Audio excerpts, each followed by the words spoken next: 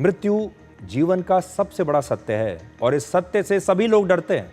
सब जानते हैं कि एक ना एक दिन इस सच से उनका सामना होगा। मृत्यु एक ना एक दिन तो जरूर आएगी, लेकिन फिर भी लोग इस सच को स्वीकार नहीं करना चाहते और सबकी इच्छा होती है कि उनका जीवन कभी समाप्त ना हो और उनके सामने किसी दिन मृत्यु आकर खड़ी ना हो। और हर व्यक्ति चाहता है कि अगर ऐसा हो भी जाए तो उसे दूसरा जीवन मिल जाए। ये दूसरा जीवन कैसे मिल सकता है? क्या मृत्यु के बाद कोई व्यक्ति दोबारा जिंदा हो सकता है? क्या दोबारा पुनर्जन्म हो सकता है? और ये पुराने काल से इस पर लोग रिसर्च कर रहे हैं। लोगों की बड़ी इच्छा है कि कैसे मृत्यु को टालें।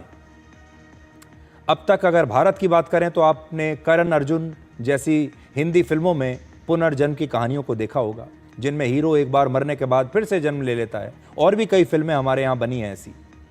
अब कल्पना कीजिए अगर आपसे कोई ये कहे कि मृत्यु के बाद आपके मृत शरीर में दोबारा से जान डाली जा सकती है।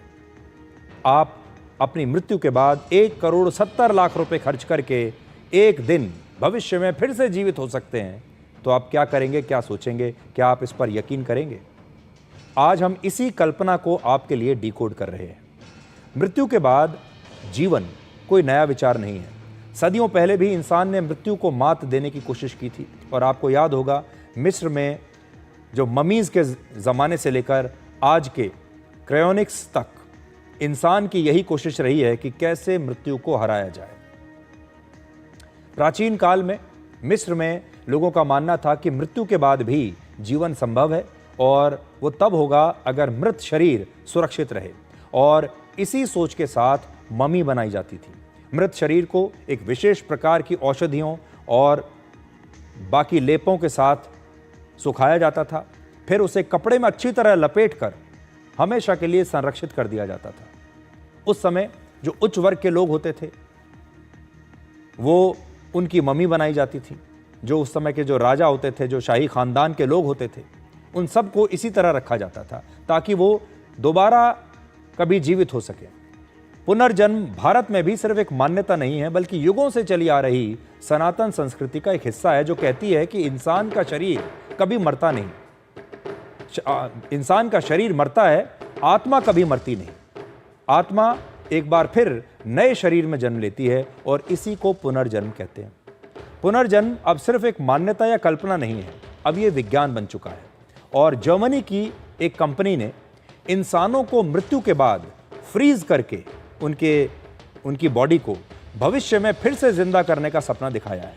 और ये यूरोप की पहली क्रायोनिक्स लैब है।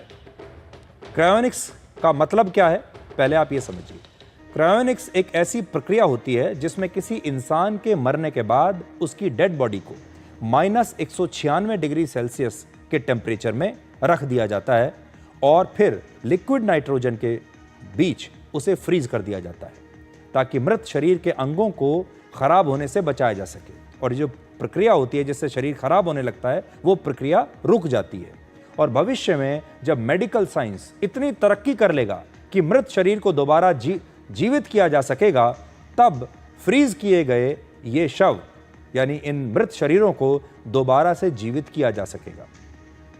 दुनिया भर में, आप यकीन मानिए, दुनिया भर में वर्ष 2023 तक 500 से ज्यादा लोगों को इसी टेक्निक के साथ फ्रीज किया जा चुका है, क्रायो प्रिजर्व किया जा चुका है, जो इसके लिए नाम दिया गया है।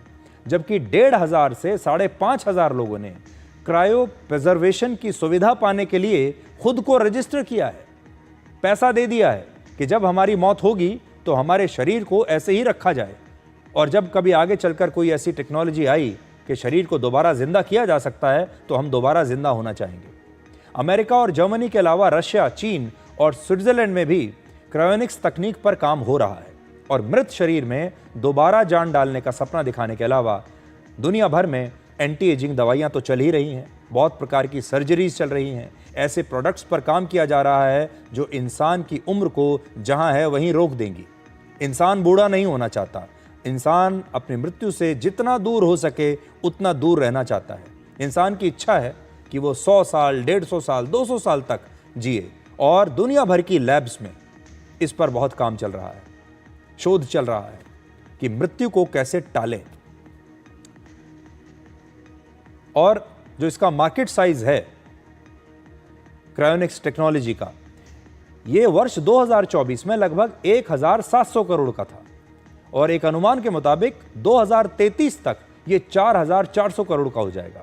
वर्ष 2024 में पूरी दुनिया में एंटी एजिंग दवाइयां, सर्जरी और इस प्रकार के जो प्रोडक्ट्स थे उनका बाजार 6.5 लाख करोड़ का था और 2033 में ये पहुंच जाएगा 10.5 लाख करोड़ तक। भारत में भी एंटी एजिंग का जो कुल बाजार है ये 2024 में 21,250 करोड़ का था और 2033 तक ये भी 34,000 करोड़ रुपए का हो जाएगा, क्योंकि सबको युवा दिखना है, सबको जवान दिखना है और लोग ये चाहते हैं कि कैसे वो लंबे समय तक जवान बने रहें। लेकिन सबसे बड़ा सवाल ये है कि क्या अब तक किसी को दोबारा जीवन देने में सफलता मिली है? तो जवाब ये है कि अब तक ऐसा कोई प्रमाण नहीं है कि किसी फ्रीज किए गए शव को दोबारा जिंदा किया गया हो। सबसे पहले ये क्रायोनिक्स टेक्निक की शुरुआत 1972 में एरिजोना में हुई थी। उसके बाद 1976 में अमेरिका के मिशिगन में क्रायोनिक्स लैब शुरू की गई और पहली बार जेम्स बेडफोर्ड नाम के एक डॉक्टर को 1967 में ऐसे ही फ्रीज किया गया था, इस उम्मीद के साथ कि भविष्य में जब संभव होगा तो उन्हें जीवित किया जाएगा।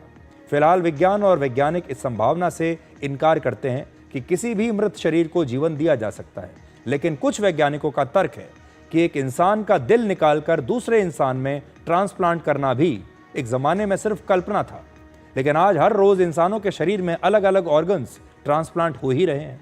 यानी जिस तरह से पहले मेडिकल इनोवेशन को लोग शक की निगाह से देखते थे, वैसे ही आज क्रायोनिक्स को भी लोग आज तो शक की निगाह से देख रहे हैं, लेकिन हो सकता है एक दिन स्वीकार कर लेंगे।